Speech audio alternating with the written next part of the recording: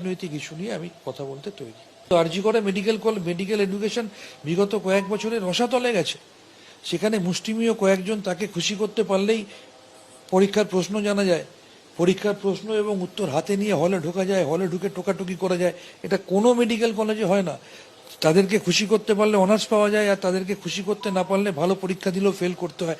আমার মেয়ের সাথে হয়েছে, আমি কাউকে এগুলো বলিনি। আমার মেয়ে ওই র্যাকেটের সাথে সুরে সুর মেলায়নি বলে আমি আপনাকে, আমার মেয়ে অনার্স পাওয়ার যোগ্য, তাকে বলা হয়েছে ফেল করিয়ে দিতে হবে। বিভিন্ন ফ্যাকাল্টিদের আমি নাম বলতে পারি, আমি বলবো না। আমি এই সরস্বতী পুজোর কথা বলছি।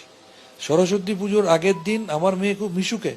সরস্বতী পুজোর আগের দিন আমার মেয়ে তৈরি হয়ে সেজে গুজে গেল, আমাকে বললো, আমি বললাম কোথায় যাচ্ছিস? বললো আমি কলেজে যাচ্ছি বাবা, ওখানে সরস্বতী পুজোর ডেকোরেশনের কাজকর্ম হবে। তার আধ ঘন্টা পরে আমি বাইরে বেরিয়েছি, আমার মিসেস হাওয়াও করে কাঁদতে কাঁদতে ফোন করছে, তুমি কোথায়? আমি বললাম কেন, কি হয়েছে? বলছে যে আমার মেয়ের ডাকনাম বাবান। বলছে বাবান ফোন করে হাওয়াও করে কাঁদছে। আমি বললাম কেন? বলছে ওকে ডেকে বলা হয়েছে যে তুই কিছু মনে করিস না, আমাদের ওপর মহলে নির্দেশ আছে, তুই এখানে থাকবি না, তুই এখান থেকে চলে যা, তুই থাকলে আমাদের বিপদ হবে। নির্দেশ দেওয়া হয়েছে, তার সাথে কেউ ক্যান্টিনে বসে খাবে না, তার সাথে কেউ লাইব্রেরি বসে পড়াশোনা করবে না, তার সাথে কেউ বাইরে রেস্টুরেন্টে খেতে যাবে না।